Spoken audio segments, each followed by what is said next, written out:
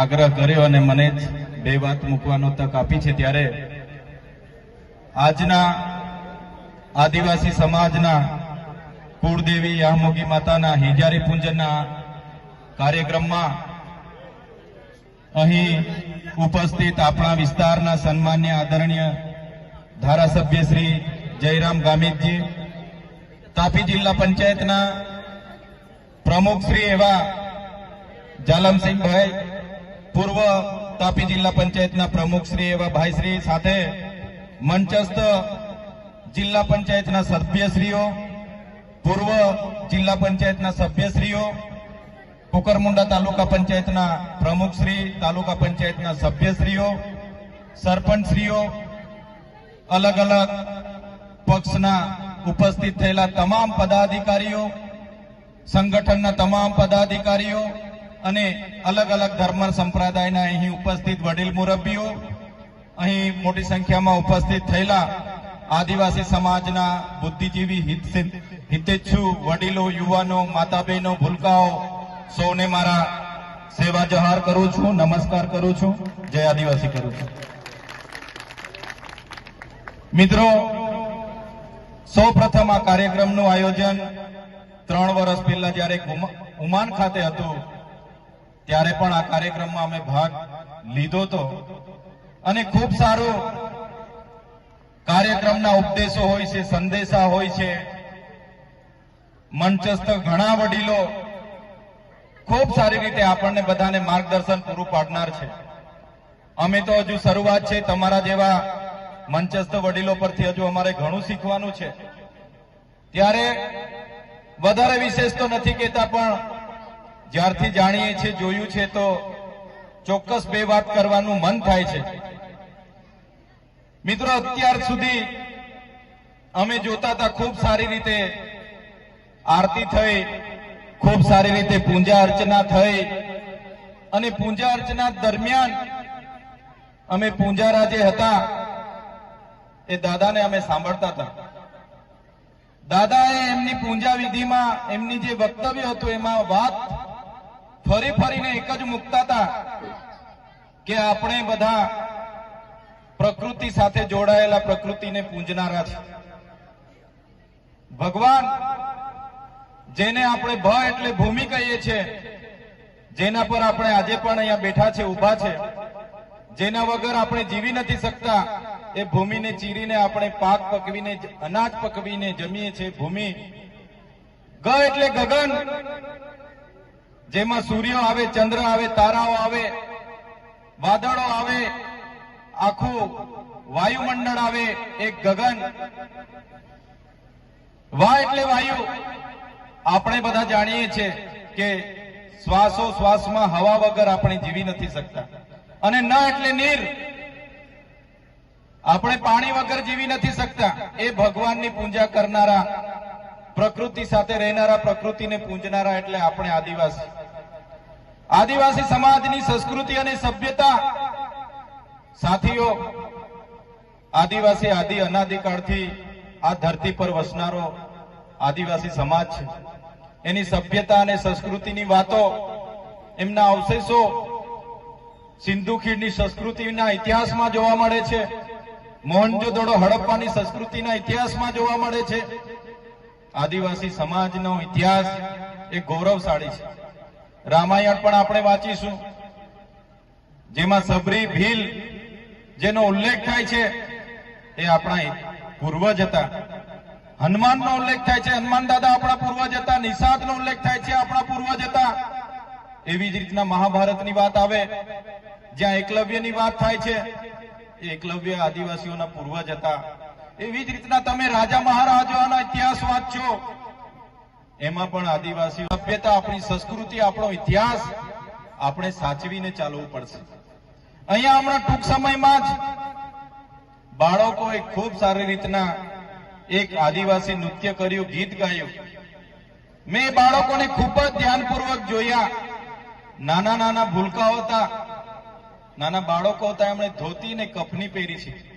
નાની દીકરીઓ હતી, એને આદિવાસી પહેરેશ પહેર્યા છે. એમના આભૂષણો તમે જોઈ લો, એમનો પહેરવેશ જોઈ લો, કેટલા સરસ લાગે છે.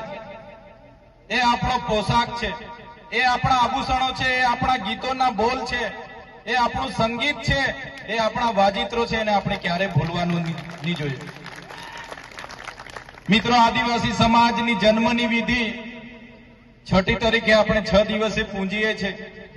એવી રીતના લગ્નની વિધિ હોય તો આપણે સૂર્ય, ચંદ્ર અને ઝાડને આગળ રાખીને એની લગ્ન વિધિ કરીએ છીએ, એને પૂંજીએ છીએ. એવી જ રીતના મરણની વિધિ છે.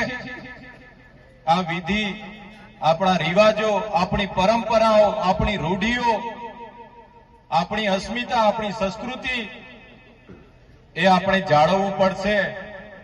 અગર આપણે નહીં જાળવીશું તો તમને તો ખબર છે, આજે પણ આપણે દાખલાઓ કઢાવવા માટે જઈએ છીએ કે ભાઈ અમને જાતિનો દાખલો આપો. આપણે 3 પેઢીના પુરાવા રજૂ કરવા પડે છે. જે દિવસે આ સંસ્કૃતિને, સભ્યતા આપણે ભૂલી જઈશું, એ દિવસે આદિવાસી તરીકે પણ મટી જઈશું. મારી નજરમાં આપણા યામોગી માતાજી, જેને આપણે કણી કંસારી કહીએ છીએ, એટલા માટે હું મારું વ્યક્તિગત હું એને એટલું બધું માન સન્માન આપું છું. દરેક ધર્મમાં આપણે શ્રદ્ધા હોય છે, આસ્થા હોય છે.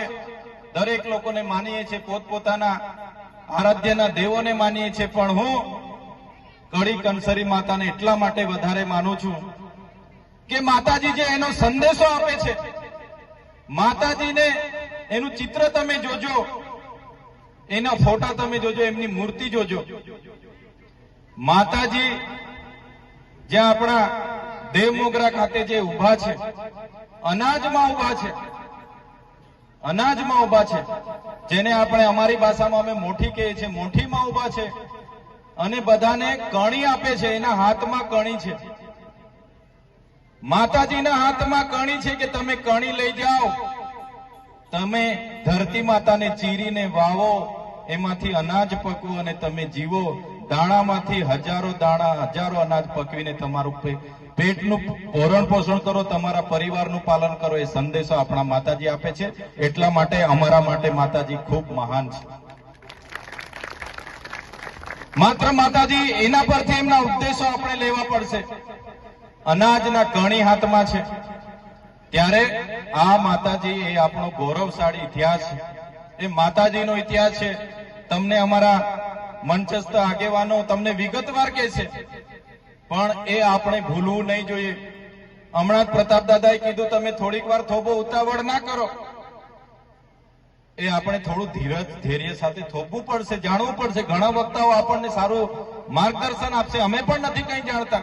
આવા પ્રોગ્રામોમાં બેસીએ એટલે સાથી વડીલો નાનું મોટું માર્ગદર્શન આપે, જાણીએ એટલે પછી આપણો ઇતિહાસ ખબર પડે. ત્યારે ચોક્કસ હું તમામ યુવાનો, વડીલો, માતા બહેનોને હું વિનંતી કરીશ કે થોડો સમય ધૈર્ય રાખીને બેસજો, બધાને સાંભળજો. ખૂબ સારું આમાંથી જાણવા મળશે. આપણો ઇતિહાસ અહીંયા ઉજાગર થશે. ત્યારે આવનારા સમયમાં આવનારી પેઢી આપણો ઇતિહાસ સાચવે. પ્રયાસો તમારે ને અમારે બધાએ, જે પણ લોકો જે પણ સ્થાનમાં છે, જે પણ હોદ્દા પર છે, ઘણા અહીંયા નોકરિયાત વર્ગના સાથીઓ છે, ઘણા અલગ અલગ રાજકીય પક્ષના પદાધિકારીઓ છે, ઘણા ચૂંટાયેલા પદાધિકારીઓ છે, ઘણા ધર્મ સંપ્રદાયના અહીંયા વડીલો બેઠા છે, ઘણા સંગઠનના પદાધિકારીઓ બેઠા છે. જે પણ લોકો જ્યાં પણ છે ત્યાં રહીને પોતાની પ્રયાસો એમણે કરવાના છે. આપણી સંસ્કૃતિ આપણે કઈ રીતના બચાવીએ તો જ આવનારા દિવસોમાં સંપ્રદાયના અહીંયા વડીલો બેઠા છે, ઘણા સંગઠનના પદાધિકારીઓ બેઠા છે.